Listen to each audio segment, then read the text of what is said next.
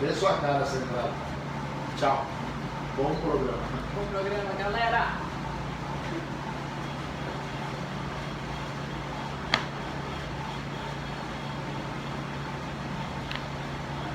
Olá, queridos ouvintes da Rádio Negócios, muito bom dia! Hoje é sexta-feira, 13 de dezembro de 2018, está acabando o ano. Estamos começando agora o programa Patrícia Tui, Coach para inovar nos negócios, que vai ao ar todas as sextas-feiras às 10 horas da manhã, exceto no período de férias, né? Bom, eu quero agradecer a presença dos nossos ouvintes e convidá-los para participar, enviando mensagens e perguntas, beijos para o meu WhatsApp 999483108. Gratidão ao meu amigo Dema pelo convite, a oportunidade de conduzir esse programa. Um beijo para você. Gratidão ao nosso convidado especial de hoje, querido Marcelo Simonato, que vai falar sobre carreira e desenvolvimento profissional. Gostaria que vocês dessem um bom dia. Já vou apresentar você, Marcelo. Bom dia, Dema. Bom dia. Surpresa. Ah, deu sim, assim que tem graça. O microfone longe, desligado. Marcelo. Bom dia, Patrícia. Bom dia, Dema. Um prazer estar aqui com vocês. Bom, o Marcelo, ele é administrador de empresas, pós-graduado pela FGV e com MBA pela La Salle University. Atua na área administrativa financeira há mais de 20 anos e hoje ocupa a posição de CFO, Chief Financial Officer, certo? Ou seja, é um executivo grande na área de finanças, né? De uma multinacional espanhola. Paralelamente à sua carreira como executivo, o Simonato é também escritor, palestrante e mentor de carreiras. Dentre seus livros destacam-se Emprego 2.0, Pilares do Sucesso Profissional, Coaching em Liderança, Segredos da Alta Performance, Empreendedorismo, Coaching de Carreira e em breve estará lançando um novo projeto que mostrará aqui em primeira mão. Uau, hein, Marcelo? Vai ter bastante coisa para compartilhar com a gente hoje, né? Sim, é verdade. Uma das minhas frases prediletas vem de um grande pensador chinês, o mestre Confúcio, que diz o seguinte: se você não sabe, busque aprender. Mas depois que você já sabe, busque compartilhar. E é isso que eu tenho feito com os meus mais de 20 anos aí de experiência. Compartilhando e continuando aprendendo para poder compartilhar mais ainda e continuar todos crescendo juntos. Legal. Marcelo, você, né, trabalha numa empresa e você faz tanta coisa paralelamente à empresa. O que te levou a ter esse outro negócio, se é assim que eu posso chamar? Isso é uma coisa que vem de berço, na verdade.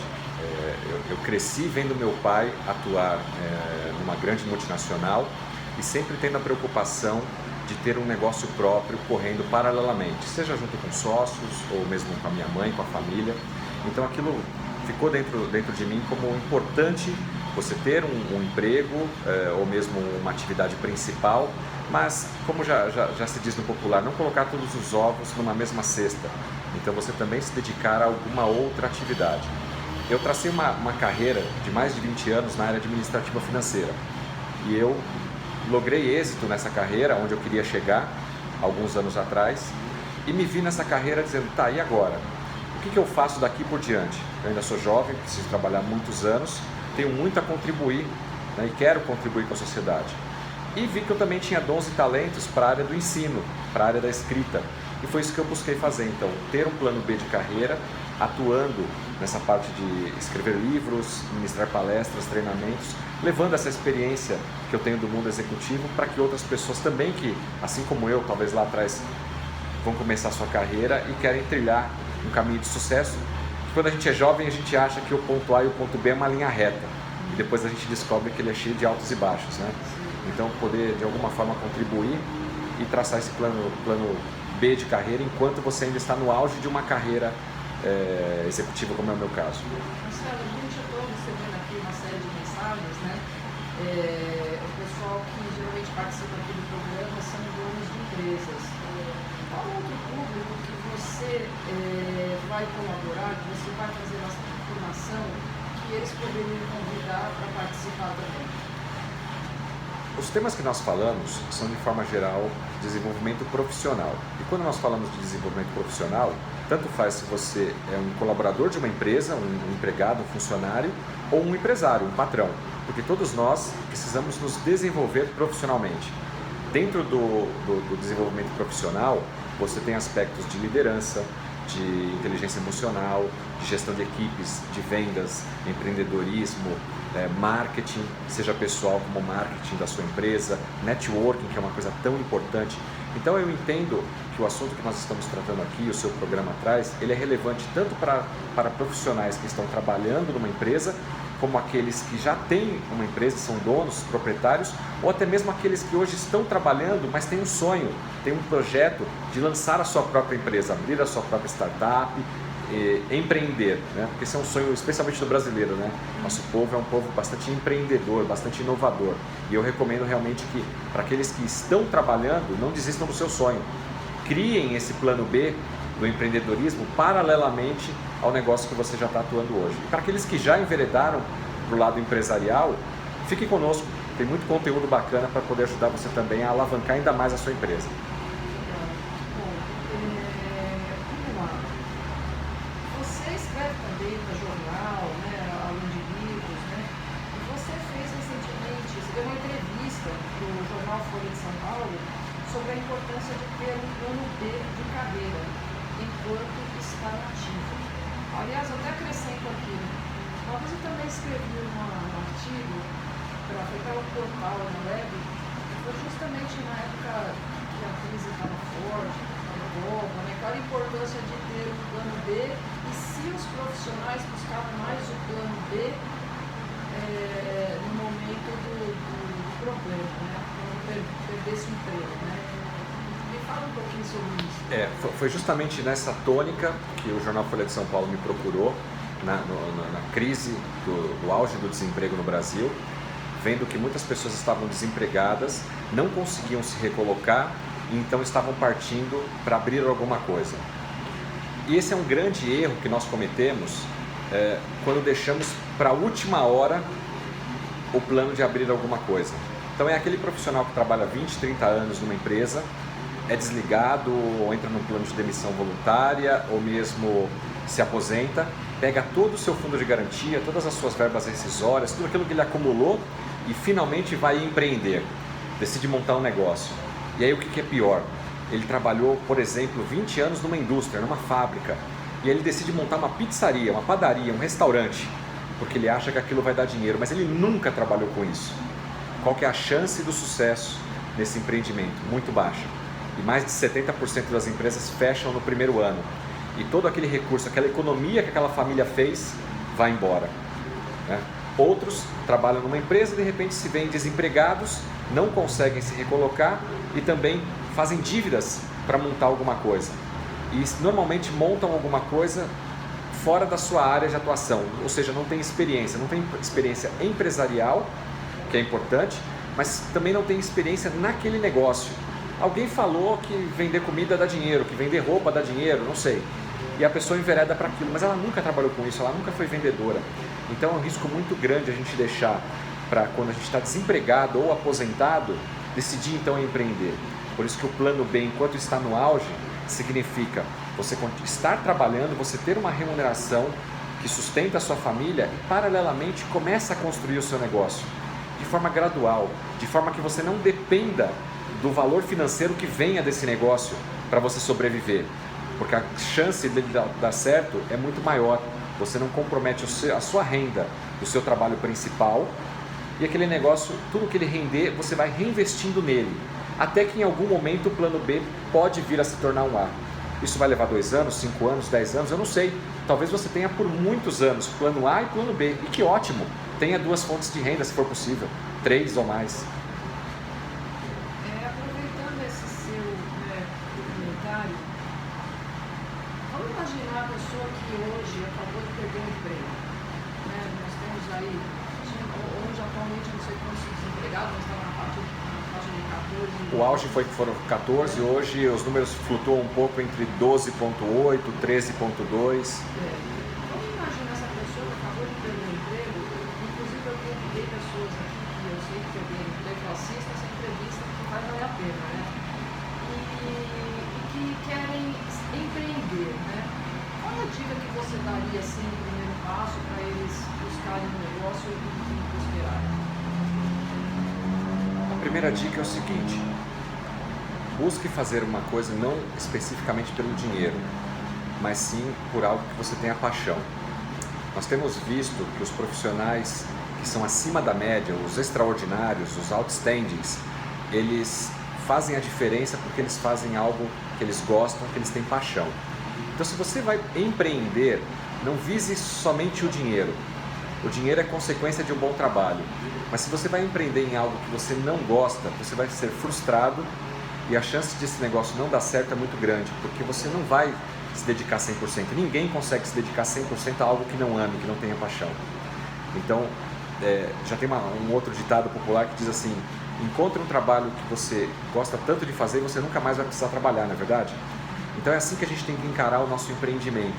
Eu vou todo dia para ele, eu me dedico a ele e vou levar várias horas, vai ser cansativo, mas dá tanto prazer aquilo que eu não vejo a hora passar, que eu não me preocupo com o recurso financeiro que aquilo lá vai me render.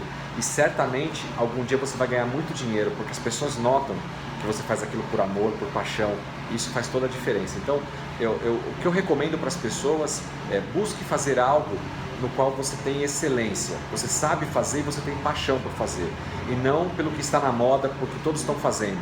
Você tem que sair do efeito manada.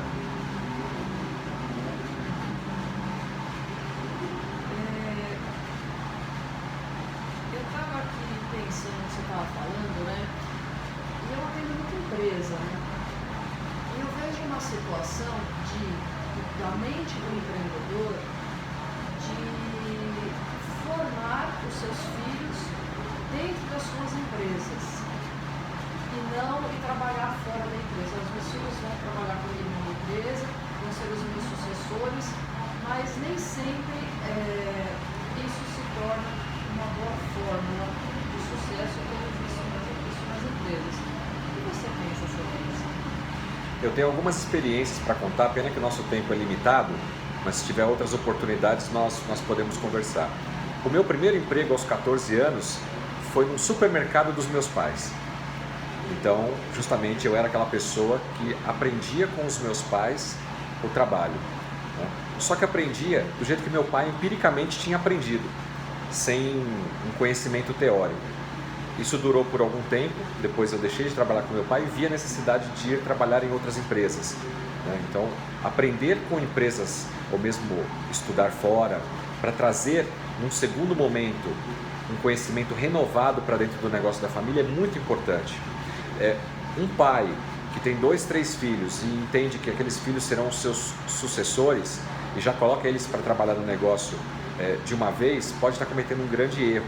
É muito importante prepará-los, e prepará-los não significa prepará-los começando a trabalhar desde cedo no próprio negócio da família, mas sim deixando que eles voem e tenham outras experiências também para trazer valor agregado quando eles voltam. Pode ser que dos 2 filhos volte apenas um, que entenda que o negócio da empresa pode ter uma longevidade e queira assumir aquilo. Muitas vezes nenhum dos filhos é habilitado, é capacitado para assumir o negócio da família. É uma frustração para o pai, para o fundador? Mas com muita sabedoria a gente tem que entender que aquilo que a gente gosta, aquilo que a gente ama, talvez não seja o mesmo que os nossos filhos amem. E a gente não pode transferir um fardo para eles também, uma obrigação de dar continuidade naquele negócio, porque eu posso passar algo que foi muito rentável na minha geração e que o meu filho pode vir a perder tudo aquilo. É melhor contratar às vezes profissionais de fora para conduzir a empresa e deixar a minha família no conselho. Muitas empresas têm adotado isso. Fazem testes de perfil comportamental, analisam toda a família para ver quem de fato tem o perfil de dar continuidade à empresa. Porque não são todos os filhos, netos, sobrinhos, enfim, irmãos que têm o perfil para dar continuidade naquela empresa. Isso é um grande erro, tentar colocar toda a família para dar sequência na empresa. Eu entendo, né? Eu tenho visto que um momento muito crítico na empresa familiar é quando o filho não dá certo. E aí o pai não consegue permitir o filho.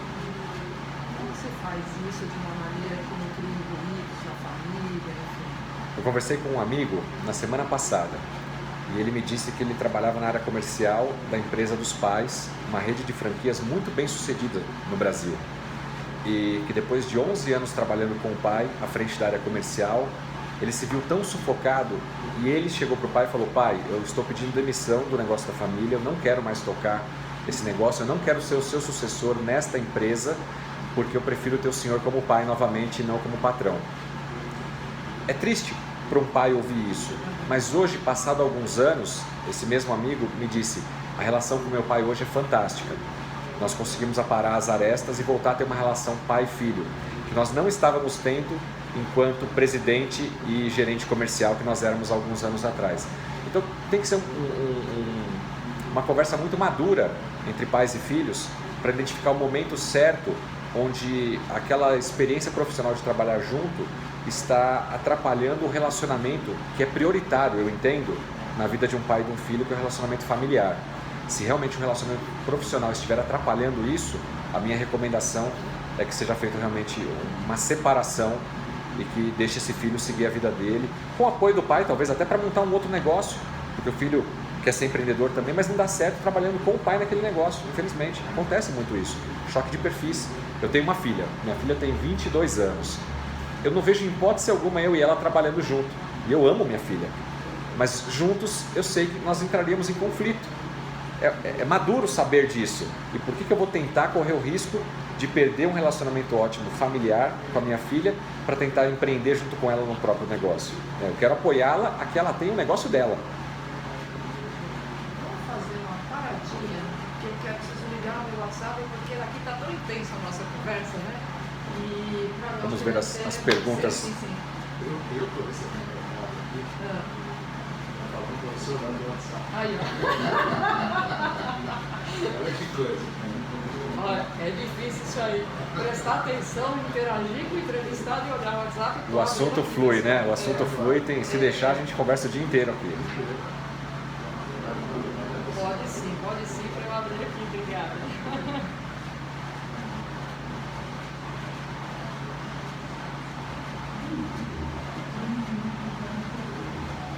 Estamos indo bem, né? Quem pediu aí para ligar? O Antônio Souza. Souza. Isso é.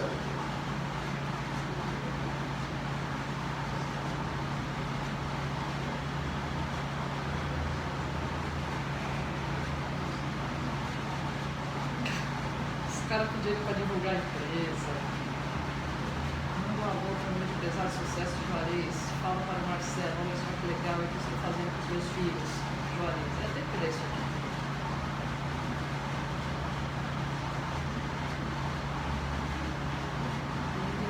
Uma vida ótima de empreendedor que já tem uma empresa serviço especializada no seu negócio sem esse cara. Eu vou colocar seus fotos, viu? O quê? Vou colocar seus fotos. Ah, legal. Tem muita coisa aqui, gente.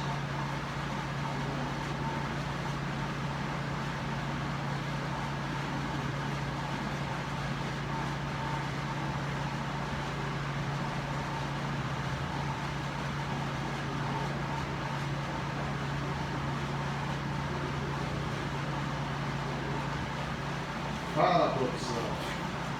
Patrícia começou já errando a data de hoje. Que é? Hoje não é dia 13, hoje é dia 14. Dia 14? Eu falei dia 13? Foi dia 13. Você falou que era sexta-feira 13. Sexta-feira 13 não é? Hoje é sexta-feira. Já assustou todo mundo. Nossa, assustado. sexta-feira 13, caraca, viajei. Já começou lá em casa. Mas tá bom. Olha, muita gente falando que eu tô abordando a situação na veia.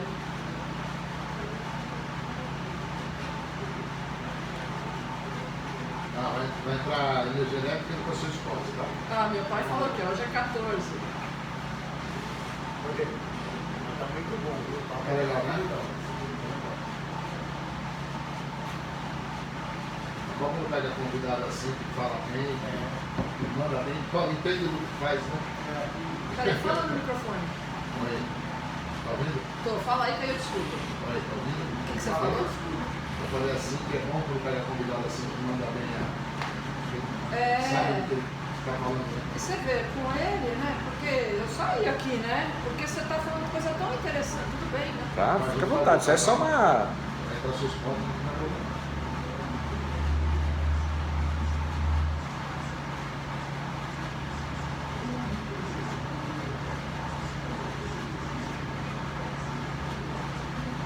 É muita gente, hein? É muita gente. Hoje está Fausto tá bombando. aqui.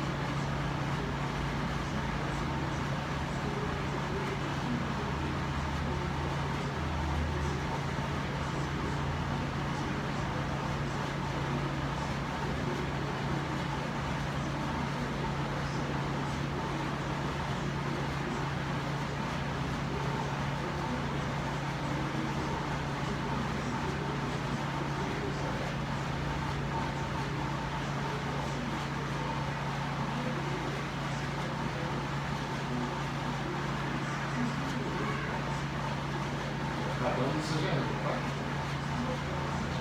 Se prepare para voltar, hein, Marcelo? Porque é assunto que não acaba mais. Não vai dar conta, não. São 10h20. Olá, pessoal, de volta. Nossa, quanta gente. Não vou dar conta aqui. Eu quero mandar um beijo. Aldrin, minha querida. Zé Augusto, Shining Box. Aqui é o Trem de Foods conosco de novo.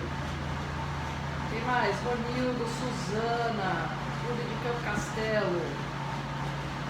Tem um monte de perguntas. Juliana Lopes, presidente da ESU.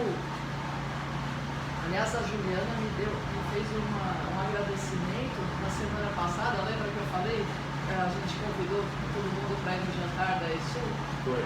E aí ela reconheceu, nós fazemos parte lá da diretoria, ela é a presidente, e a gente trabalha lá, né, fazendo o melhor lá do empresário, enfim. E aí eles se reconhecem, é muito bacana a energia lá da ESU.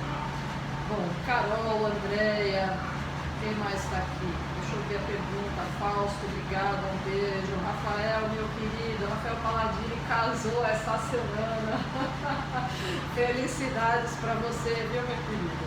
André Castro, minha filhinha Emily, um beijo para você, beijo para você também, Eric. Fábio Bellini está aqui comigo também. André Chiang, o meu pai, vocês me falaram que hoje é dia 14, não é dia 13, né? Um beijo para vocês, Filó. Olha, tem gente aqui de Barra do Piraí, você acredita? Rio de Janeiro. Eliana, prima querida, um grande beijo. Maia, Alice, Reinaldo Russo, um grande beijo para você. Roberto, Professa Douglas, meu professor de voleibol, campeão. Thalita, Souza, Catane, Rodrigo, enfim. Vou fazer. O pessoal de Salvador, Itu, Sorocaba, Jundiaí, Volta Redonda, Osasco, Itu é minha região, hein? Juí, né? Bastante de Rio Santos, Nova Serra, Rio de Salto, São Paulo, Curitiba. É tudo ali da terrinha. Itu, Salto, Sorocaba, nossos amigos. Curitiba, Amazonas, ouvindo a rádio. Olha só, hein? Muito bom, obrigada, viu, gente? Davi Silvia, um beijo para você. Acabei de ver a tua mensagem aqui. Olha só, tá vindo uma pergunta aqui para você, Marcela. Né? Pergunta para ele, por favor. O nome dele é Rodrigo. Falando em plano B da ótica do empreendedorismo, o empreendedor que já tem uma empresa 100% especializada em algum segmento deve se arriscar diversificando em outro ramo fora da sua área de atuação? Eu diria que o grande risco que ele corre é não inovar e o negócio que está indo tão bem hoje vir a falir, vir a fracassar. Por muitos anos, eu brinco nas palestras que por muitos anos, você querendo ou não, os dinossauros reinaram nesse planeta. Em algum momento aconteceu algo impactante que levou à extinção desses animais. Uma empresa de sucesso hoje não significa que ela vai ter sucesso amanhã. E com os avanços, especialmente tecnológicos, muitas atividades, produtos e serviços que têm um bom desempenho hoje podem deixar de ter amanhã. Quem diria que uma máquina de escrever Olivetti, uma máquina fotográfica Kodak, Fujifilm, entre tantos outros produtos que tinham grande sucesso no passado, máquinas de costura, hoje em dia passariam pela situação que estão passando. Então, minha recomendação para o colega Rodrigo, né? Rodrigo, inove, crie, saia da zona de conforto, porque realmente você ter um produto vencedor hoje não garante o sucesso de amanhã. Você tem que estar sempre se reinventando e buscando tecnologia para continuar avançando. Tem mais pessoas aqui, eles estão comentando que nós estamos entrando na veia, né, desse assunto dos filhos que a gente falou aí no primeiro bloco, né? O Jordão também está aqui participando. O Juarez Amaro, meu querido, tá mandando um alô e está falando que ele é um grande empresário de sucesso. E é verdade. O Juarez, já está aberto o meu convite aqui para você, porque a sua história é fantástica e eu sou uma grande admiradora sua, viu? Você é um grande exemplo. Segura aí que ano que vem está chegando e você vai estar por aqui. Deixa eu ver o que mais. Sabe aquela história de filho de médico vai ser médico, filho de dentista vai ser dentista? A mesma coisa acontece com o empresário. O empresário acha que ele montou um negócio, ou seu pai montou um negócio e depois o seu filho vai dar continuidade. A gente não pode ter essa ilusão, porque as pessoas são diferentes e nem todos têm o perfil empreendedor. Por mais que a empresa esteja indo super bem, talvez o sonho do seu filho seja outro. O perfil comportamental dele, o que ele deseja para o futuro dele seja outra coisa. E você como pai, você como avô, fundador da empresa, não pode obrigar ou ter esse sonho de que seus filhos irão dar continuidade na sua empresa. Se sim, se tiverem o perfil, ótimo, excelente. Agora, não faça isso por uma obrigação. É preciso identificar se eles têm dons e talentos voltados para o empreendedorismo, porque é muito melhor você transferir a responsabilidade da sua empresa para profissionais capacitados conduzirem e você, empresário e fundador, estar no conselho da empresa, recebendo os frutos dos rendimentos dessa empresa, do que você ver a sua empresa sendo transferida para um filho que depois fracassa e vem a fechar essa empresa.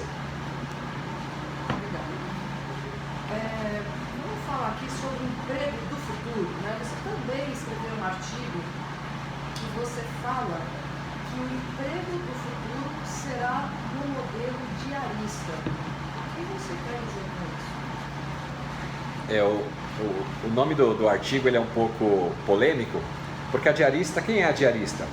É aquela moça que nós contratamos para fazer a limpeza, a faxina da nossa casa uma vez por semana, uma vez a cada 15 dias, uma vez por mês e pagamos pontualmente ela. Eu entendo que o emprego do futuro será no modelo diarista, no sentido de que cada vez mais as empresas não terão condições de contratar um colaborador por 100% do seu tempo. Então, por exemplo, hoje eu sou diretor de uma empresa. Amanhã essa empresa pode chegar para mim e dizer o seguinte: Marcelo, o seu trabalho está sendo muito bem feito, mas nós não temos condição de te pagar por um mês de trabalho, por 5 dias da semana. Nós gostaríamos que você viesse 3 vezes na semana. Eu vou ficar muito feliz com isso. Tenho 2 dias de folga. Mas a empresa, junto com essa recomendação, vai dizer: seu salário, que era de X, vai ser dividido por 5 e multiplicado por 3, ou seja, a minha renda naquela empresa vai baixar junto. Ela não está me retirando 2 dias de trabalho de graça, ela vai querer fazer isso também para ter uma redução de custo. Logo, como é que eu sobrevivo ganhando 3/5 do que eu ganhava antes? Eu vou ter que procurar uma outra atividade para os 2 dias que agora eu estou livre. Isso é uma tendência, cada vez mais profissionais vão trabalhar para 2, 3 lugares, em tempo parcial. Isso de certa forma já acontece hoje, se nós formos olhar, por exemplo, no trabalho de um motoboy. Durante o dia o motoboy faz entregas, às vezes para mais de uma empresa ao mesmo tempo. E à noite muitos deles entregam pizza. O policial, ele trabalha 24 horas e depois ele tem um dia de folga. Nesse dia de folga ele costuma ser segurança particular em algum lugar. Então eles já trabalham em 2 lugares. Toda oportunidade de folga, onde você não está sendo remunerado, você está trabalhando em um outro local para render aquele dia adicional. Esse é o modelo diarista, que cada vez mais, inclusive com os avanços também na mudança da CLT, das normas de trabalho, vai possibilitar que as empresas contratem profissionais por tempo parcial. Logo, nós vamos precisar trabalhar em mais de um lugar. Essa é a ideia. Marcelo, qual que é a diferença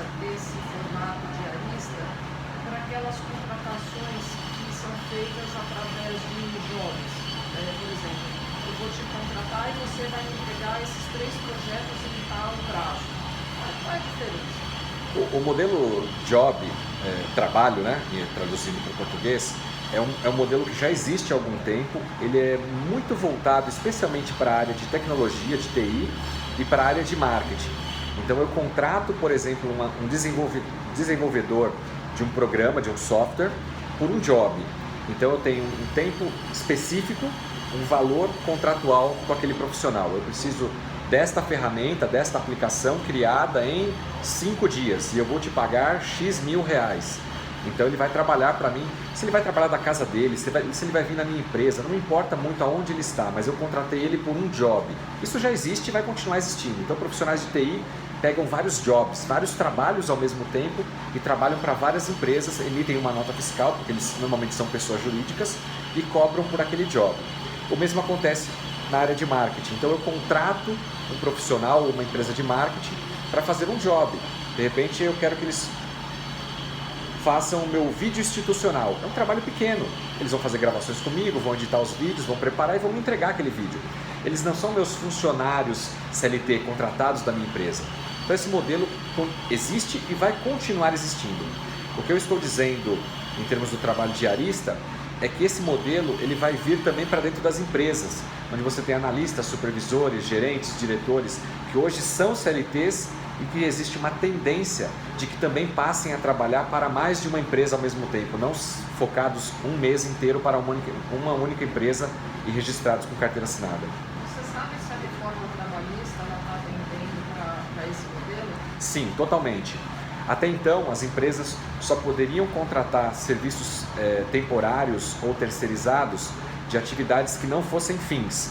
Então, por exemplo, eu trabalho numa empresa de tecnologia, eu posso contratar uma empresa terceirizada para limpeza, para segurança, para comida, para refeitório. Não são atividades fins da empresa. Isso é o que regia a CLT até então. Com a reforma trabalhista, já se permite que eu contrate profissionais da área fim. Então eu posso contratar analistas de TI, eu posso contratar pessoas da área administrativa, que é o core business da empresa, mas de forma também fracionada ou contratando eles como pessoa jurídica, e a legislação trabalhista já permite isso. É uma forma de flexibilizar e justamente ajudar tanto as empresas a contratar mais pessoas, como a gente diminuir esse alto índice de desemprego, que a gente falou aqui em 12,8, 13,2 milhões de profissionais, num país que tem cerca de 207 milhões de habitantes, 100 milhões de pessoas capacitadas para trabalhar. Você ter aí na casa de 13 milhões que estão desempregados é um alto índice de pessoas desempregadas que precisam voltar ao trabalho. E o trabalho não precisa ser necessariamente CLT. Ele pode ser de forma fracionada, ele pode ser como pessoa jurídica. O importante é voltar a trabalhar e gerar renda para a sua família. Sobre aquele livro, né, Pilares do Sucesso Profissional, eu acho que foi esse livro aí que eu fui no lançamento, foi no começo, foi esse ano, não foi, Marcelo? Esse ano nós nos encontramos no lançamento de um dos meus livros, mas não era esse não, você foi no Segredos de Alto Impacto. Isso. Pilares do Sucesso Profissional é uma tese relativamente simples, mas que eu abordei com base na minha experiência desde a época acadêmica, onde eu vi colegas de ginásio, agora não é mais ginásio, né? Me senti um velho agora, ensino fundamental, ensino médio, colegas de faculdade, onde eram os melhores alunos da classe. Mas eu cheguei a um conceito de que ser o melhor aluno da classe, ou ter muito conhecimento, ser uma pessoa extremamente técnica, leva os profissionais até uma certa fase da sua carreira. Mas que para chegar ao auge da carreira você precisa de alguns outros pilares. E eu vou dizer aqui para os seus ouvintes quais são esses pilares, mas o conteúdo dos pilares eu recomendo que eles entrem lá no meu site www.marcelosimonato.com. Na aba livros vocês vão encontrar vários livros, um deles Pilares do Sucesso Profissional. O primeiro pilar fundamental para uma pessoa que tem conhecimento, que tem experiência, é você cuidar do seu networking. Não adianta eu conhecer muito, mas eu ter problema de relacionamento. Uma andorinha sozinha não faz verão. Eu preciso estar numa rede para colaborar com outras pessoas. E networking é uma via de mão dupla. Eu ajudo e sou ajudado. Networking não é só para arrumar emprego. Muito pelo contrário, é muito mais do que isso. Então, eu sei um pouco, mas que somado ao que você sabe, 1 mais 1 não é 2, pode ser 3, 4, 5, é exponencial o ganho que nós temos quando nós unimos forças. Então, os profissionais, às vezes muito técnicos, não costumam interagir com outros. É muito importante a gente ampliar nossa rede de networking. O outro pilar tão fundamental como o networking é o do marketing pessoal. Não adianta você ser bom, você precisa parecer ser bom. Você imagina você ir se consultar com um médico e esse médico que vai te atender, ele está com um avental todo sujo de sangue, ele está sujo, maltrapilho. Você vai confiar que aquele médico é um bom médico? Ele pode ser um ótimo médico, mas ele não transparece isso. Isso serve em qualquer profissão. Nós temos que parecer ser bons naquilo. Você, quando imagina um advogado, você já tem um estereotipo de como é o advogado. E de repente a pessoa vai te atender de qualquer jeito. Cada profissão tem o seu modelo. Eu contrataria você como coach se eu não confiasse, se eu olhasse para você e visse que você tem uma aparência de uma profissional realmente que vai poder me ajudar. Então, marketing pessoal é fundamental para que cresça na carreira. Você falou do médico, né, esse exemplo, eu me lembrei de uma vez que eu fui numa clínica e quando eu entrei para ser atendida, parecia um açougueiro na minha frente. Não fui, não. E ele fala que vai te operar. Não tem como, né? Tá bom, escreve aí, ok, tchau. Fui pro outro. Bem isso que você está falando. Um outro pilar fundamental é o da inteligência emocional. As pessoas, infelizmente, cada vez mais estão se tornando frias, não estão se preocupando com o outro. Elas não se conhecem, que é a primeira estrutura da inteligência emocional, autoconhecimento, para depois você poder ter autocontrole e automotivação. Mas junto com isso vem a empatia, saber se relacionar. Muitas pessoas são contratadas pela sua parte técnica e demitidas pela sua parte comportamental. Como é que eu posso ter sucesso na minha carreira se eu não sei me relacionar com as pessoas, se eu choro, se eu grito, se eu tenho problemas de relacionamento? Então as pessoas às vezes precisam se descobrir, se conhecer, saber quais são os gatilhos mentais que fazem ela de repente virar aquele monstrinho que está dentro de nós aparecer. Isso atrapalha a carreira de qualquer um. E por último, fundamental como os outros pilares, o pilar da liderança. Não tem como ter sucesso numa carreira profissional ou empresarial se você não for líder. E a liderança não tem nada a ver com um cargo. Ah, mas eu não sou supervisor, gerente ou diretor. A gente não está falando de cargo. A gente está falando de você ser líder de si mesmo. A liderança começa conosco. Se eu não assumo os meus compromissos, se eu não sou responsável comigo mesmo, se eu não dou um bom exemplo, como é que eu vou liderar alguém? Liderar, no final das contas, é influenciar pessoas. E eu só consigo que as pessoas caminhem junto comigo se eu dou uma influência positiva para elas. Se elas veem em mim uma pessoa com a qual elas podem contar, que elas admiram e que elas querem de alguma forma aparecer, né, se modelar através dos meus exemplos. Esses são os pilares do sucesso profissional, mas mais informações estão lá no livro para todos. Legal, Marcelo, está muito boa essa entrevista. Em relação à liderança, uma coisa que eu falo muito assim nas minhas palestras, né? A liderança não acontece somente é todo dia sendo líder. Vamos falar um pouco da era digital? Qual a importância do conhecimento em tecnologia para os profissionais que não atuam diretamente na área de TI? Olha que coisa interessante. Quando a gente fala de evolução tecnológica, muitas pessoas, eu tenho recebido muitas perguntas a respeito disso, pensam que só quem trabalha no escritório, na área de informática, é que estão sofrendo impactos com o avanço tecnológico.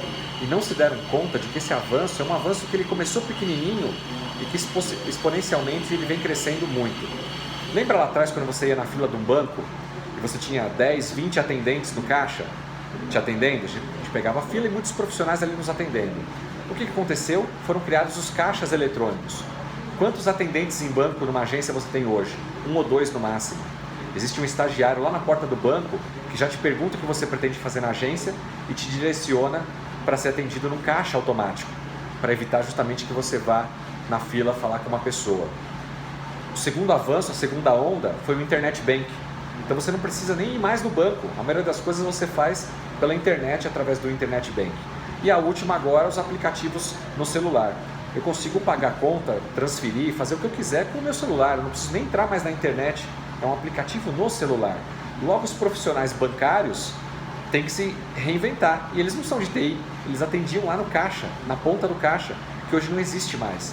Isso está acontecendo em todos os lugares, profissionais que estavam na lavoura, recolhendo produtos, por exemplo, o catador de laranja.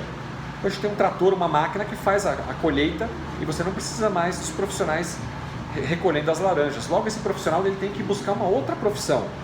Quem trabalhava com datilografia, quem trabalhava... Outro dia eu fui com a minha esposa num restaurante e estava esperando o garçom para vir nos atender e tirar o pedido. E ninguém aparecia na mesa. Daqui a pouco a minha esposa, que inclusive está nos assistindo agora, a Lídia, um abraço a Lídia, minha família aí, meus amigos de Itu. Ela olhou para mim e falou assim: Marcelo, olha esse tablet aqui na mesa. Eu olhei para o tablet, falei para ela assim: será que a gente tem que fazer o pedido por aqui? Vamos dar uma olhada. Aí eu comecei a sapear ali no tablet e vi que tinha o cardápio, tinha os preços e o botão para clicar. Falei, legal, né? Vamos fazer o pedido por aqui.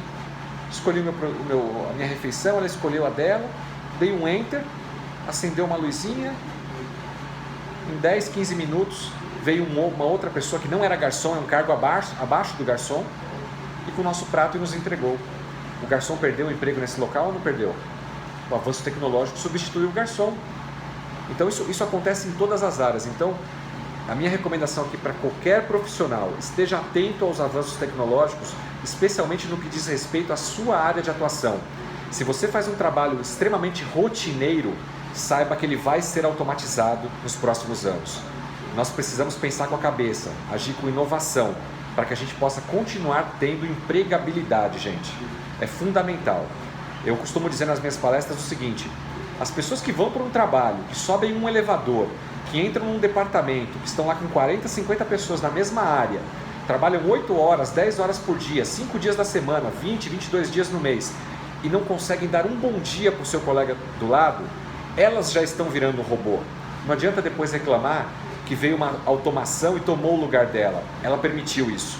Ao tomar essas atitudes não humanizadas, a gente precisa ser mais gente, a gente precisa voltar a ser humano, a gostar de estar com pessoas, a compartilhar, a trabalhar junto, para que a tecnologia trabalhe a nosso favor. Nós é que inventamos ela não pode nos substituir, nós temos que estar sempre um passo à frente, em qualquer que seja a profissão, advogado, médico. A tecnologia veio para ajudá-los, não para substituí-los. Excelente. Marcelo, eu não posso deixar de te perguntar, você falou sobre banco. Eu tenho uma amiga que ela acabou de perder o emprego, ela era caixa do banco. Qual o caminho que você pode dar, um direcionamento para essa pessoa? Tá, essa é para você, Lívia. Um beijo. Uma boa pergunta. O que a gente tem que observar? E isso é extremamente interessante a sua pergunta. Muitas pessoas desses 13 milhões que nós falamos que estão desempregados no Brasil estão procurando um emprego que não existe mais. Se a sua colega preencher um currículo e divulgar ao mercado procurando uma vaga de atendente de banco, de caixa de banco, provavelmente ela vai continuar desempregada pelos próximos anos, porque talvez essa vaga não exista mais. E tem muita gente batendo em cima dessa tecla de procurar um emprego que as empresas não estão mais contratando porque já foi automatizado. Logo, o que nesse exemplo específico nós precisamos fazer? Aquela atividade que eu exercia, quais são as qualidades, as aptidões, o conhecimento que eu exercia ali? Eu vou dar alguns exemplos. Essa moça, com certeza, ela atendia pessoas. Então ela tem dentro do conhecimento dela a questão do atendimento ao público. Essa é uma característica e ela tem experiência nisso. Segundo, para ser caixa, ela tem que ter experiência com números, com matemática. É um outro conhecimento que ela tem. Terceiro, ela mexia com algum tipo de sistema informatizado daquele banco. Então ela conhece um pouco, minimamente, de informática. Então ela tem que pegar essas características que ela usava como caixa de banco e ver quais outras profissões essas mesmas características podem ser utilizadas. E aí procurar um emprego numa outra área, num outro tipo de setor, fora talvez do sistema bancário, numa empresa, numa loja, em qualquer outro lugar onde essas aptidões, que ela tem bastante experiência, poderão ser utilizadas. Legal, perfeito. Bom, vamos voltar um pouquinho à questão do marketing pessoal. Você tem mais algo para acrescentar? Eu, quando eu dou algumas palestras e falo de marketing pessoal, algumas pessoas torcem o nariz quando eu falo que você precisa estar bem vestido e se você usa ou não usa barba, enfim, a questão não é ter ou não ter barba, usar saia, eu não estou dizendo nesse aspecto, mas cada profissão existe um estereotipo para aquela profissão. Obviamente as pessoas de marketing, ligadas às artes, são pessoas mais despachadas, até mesmo as pessoas de TI, né? Agora, eu não consigo imaginar isso na área do direito, na área da medicina, numas áreas que se buscam profissionais com um perfil mais executivo. Então, quanto melhor você se posicionar dentro da sua área de atuação, melhor você vai poder se vender, inclusive o seu passe vai se tornar mais caro. O que faz um profissional como Cristiano Ronaldo, Messi, Neymar serem considerados profissionais, jogadores extraordinários e outros nem tanto? Você pode me dizer assim, mas eles são craques, eles jogam muito. Verdade, mas eu posso te garantir que assim como eles, nós temos não um ou dois, mas centenas de outros jogadores que jogam tão bem ou até melhor do que eles. Porém, eles sabem se vender, eles sabem demonstrar ao público uma imagem que fazem deles como ídolos, colocam eles num outro patamar. E com isso, certamente, eles ganham mais salário, eles vendem mais camisas dos times, os times vendem mais jogos por causa desses jogadores. Então nós precisamos elevar o nosso passe. O profissional ele tem que pensar o seguinte: não, eu tenho conhecimento, meu conhecimento me basta. Você vai até um estágio da sua carreira, mas se você quer ir além e você tem potencial para isso, se preocupe com como você se apresenta. Eu tenho certeza que você pode dobrar minimamente os seus ganhos se você se vender de uma forma diferente. Um profissional como eu, escritor e palestrante, tenho meu site, tenho as minhas redes sociais como Marcelo Simonato Palestrante. Qualquer um que quiser me procurar vai achar meus vídeos no YouTube, nas redes sociais, no meu site. Imagina você, uma grande empresa, uma grande corporação me pedindo uma proposta comercial para participar de um evento deles. E eu vou responder um e-mail com uma proposta comercial para esse cliente, escrevendo do meu e-mail pessoal, @hotmail ou gmail. Tem o mesmo peso do que eu mandar um e-mail do meu e-mail profissional, que é contato@marcelosimonato.com? São os pequenos detalhes que fazem grandes diferenças e as pessoas não percebem isso. Então, fique atento a como você está se vendendo, se demonstrando ao mercado. Faz toda a diferença a forma de falar, a forma de se vestir, de se comportar e como você vende a sua imagem através das suas redes sociais. Que é um outro detalhe aqui que, se você me permite, eu vou dizer. Coerência digital. Gente, cuidado. Cuidado com o que você é no currículo, cuidado com o que você é no dia a dia e o que você está postando ou curtindo e compartilhando nas redes sociais. Esse negócio de muita fotinho com bebida, mulheres me perdoem, mas com biquíni, com imagem um pouco sensual, isso não cabe no ambiente empresarial profissional. Você está denigrindo, você não está ajudando a sua carreira. Então, muito cuidado com a coerência digital. Vamos falar um pouquinho sobre a nova geração, né? Pessoas com problemas comportamentais. Dá uma pincelada para a gente, daqui a pouco a gente já vai Nós vivemos hoje num momento onde 4 gerações estão trabalhando ao mesmo tempo. Talvez seja um momento ímpar da nossa existência. Sempre houveram choques de gerações. Nossos pais, nós não concordamos com coisas deles. Nossos pais não concordavam com temas dos pais deles. Isso é natural, as gerações elas vêm se modificando. Mas por conta das mudanças, inclusive na economia e na legislação, os nossos pais, muitos deles continuam trabalhando e tendo que trabalhar para sobreviver, porque ou não conseguiram se aposentar, ou a aposentadoria não é suficiente para que se mantenham. Então você tem os baby boomers, que continuam trabalhando, pessoas aí na casa dos 50 e poucos, 60 anos de idade, e você tem um jovem de 17 anos que está entrando no mercado de trabalho agora. São gerações completamente distintas. Uma aprendeu a usar o computador já na fase adulta, o outro nasceu com um tablet na mão praticamente. Como é que a gente tira o melhor proveito de ambas? Esse baby boomer eu respeito demais, porque ele já passou, muitos deles pela ditadura, por crise econômica. Eu vou citar algumas aqui: 2002, 2008, essa mais recente de 2014. Então eles já viveram plano real, plano cruzado, plano cruzeiro, URV, já viram muita coisa. Nós temos que tirar proveito de todo esse conhecimento e bagagem que eles trouxeram até aqui, mas aproveitar também da jovialidade, da inteligência, da agilidade de pensamento desses jovens que estão entrando no mercado de trabalho. Hoje não se fala mais em ter uma equipe equilibrada entre homens e mulheres somente, porque é o ideal, que é ótimo, mas sim também de gerações. Você ter numa equipe pessoas experientes como os Baby Boomers, a geração X, da qual nós fazemos parte, e essas novas gerações que estão surgindo, a geração Y e a geração Z. São 4 gerações que podem muito bem trabalhar junto. E depende muito do líder saber gerir, gestionar e tirar o melhor proveito de cada uma dessas gerações. Eu tenho pessoas de todos esses perfis da minha equipe e faço com que elas trabalhem juntas para dar um melhor resultado. O futuro não é mais o Baby Boomer, não somos nós a geração X, mas esses que estão entrando. Vamos então aproveitar o nosso conhecimento, a nossa experiência para ajudá-los, porque eles, sem demagogia nenhuma, são o futuro da nossa nação. Então, se eu quero ter uma boa aposentadoria lá no futuro, depende muito do que esses jovens vão fazer do nosso país daqui a alguns anos. Marcelo, já há algum tempo o Citibank desenvolveu um projeto lá de mentoria reversa, né? Então eles colocavam esses jovens fazendo uma mentoria para os baby boomers, né? E vice-versa. Como é que você vê esse trabalho? Você já participou de algum projeto desse?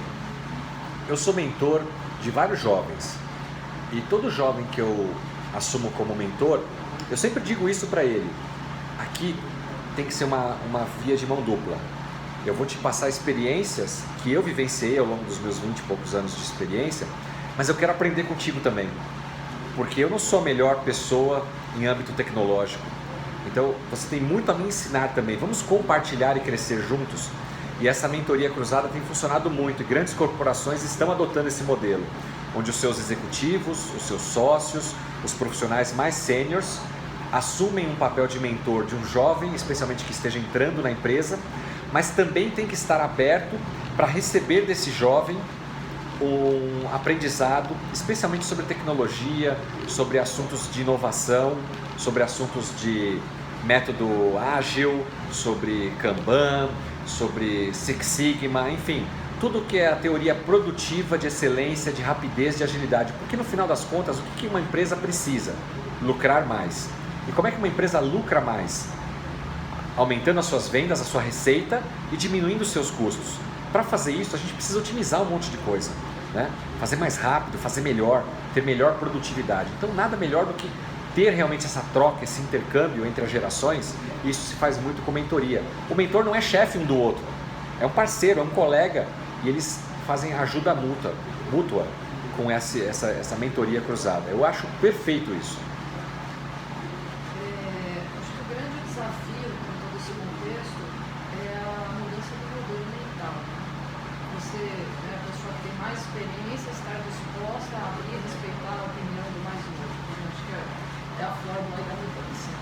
Nós lançamos agora na última terça-feira um dos livros Coaching, Mude Seu Mindset para o Sucesso. E aqui vai um recado talvez especialmente para os Baby Boomers e geração X, que já viveram muita coisa, tem muita experiência, mas que tem que entender que para continuar no mercado de trabalho e continuar evoluindo, precisam ter mudança de mentalidade. Aquilo que funcionou ontem, aquilo que era uma verdade ontem, talvez não seja mais hoje. Nós precisamos fazer quebras de paradigmas para continuar evoluindo, porque senão não é o mercado que tira o Baby Boomer ou alguém da geração X do mercado de trabalho, não é a empresa que não quer esse cara, mas nós mesmos, se não mudamos, se não nos adaptamos, é que vamos nos colocar fora do mercado. Olha, tem bastante gente falando aqui, está gostando, então não dá mais tempo, né? Eu vou partir para uma última pergunta. Eu quero mandar um beijo aqui para o Guto, Luiz Augusto, superintendente da Associação Comercial de São Paulo, Distrital Sul. Aproveito para enviar um beijo para todos os meus colegas da Associação Comercial. E Marcelo, uma última pergunta para você. Quais seriam as suas dicas, as balas de prata para os profissionais que estão nos ouvindo e desejam continuar crescendo na carreira, quer seja no profissional ou carreira profissional ou empresarial? Eu queria desde já agradecer pela oportunidade de estar aqui com vocês. O tempo voou, teria muito assunto para a gente falar, eu tenho certeza que vão haver outras oportunidades para a gente estar conversando. A dica número 1 é nunca pare de aprender. E o aprendizado ele pode vir através de um estudo, de uma universidade, de uma pós-graduação, de um MBA, sim. Mas ele não é a única forma de estudo, de aprendizado. A leitura de bons livros, participação em seminários, em palestras, em treinamentos online, videoaulas, tudo isso é conhecimento. Então nunca deixem de aprender. Nunca pensem que aquilo que a gente já aprendeu é suficiente. A gente precisa estar em constante aprendizado. E é muito importante a gente se cercar de pessoas que também tenham essa mesma energia, esse mesmo propósito do que nós, de trocar experiências e continuar crescendo. Eu gosto muito dos modelos de grupos de mastermind, para que as pessoas juntas possam estar trocando experiências e ajudando umas às outras a crescer. Se preocupe então com o aprendizado e se preocupe em ampliar a sua rede de networking. Existe um estudo que diz que nós somos a média das 5 pessoas com as quais nós mais andamos. Reveja com quem você está andando. Será que você está andando com pessoas que estão te levando para cima ou que estão te puxando para baixo? Se você é a pessoa de uma mesa que mais fala, você está na mesa errada. Busque uma mesa onde você mais ouve, para você aprender com outras pessoas mais experientes. Esse é meu recado para hoje. Obrigada, Marcelo. Olha, estou recebendo aqui a nota que tem gente dos Estados Unidos, San José, é isso mesmo, né? Onde fica, hein? San José fica na região ali da Califórnia. Isso, exatamente. Olha, que legal, hein? Thank you so much for your participation. Natália Retucci, que apresenta o Café e Negócios, pediu para você mandar um beijo. Um beijo para você, Natália. Quero conhecê-la, viu? O Dema fala muito bem de você para mim.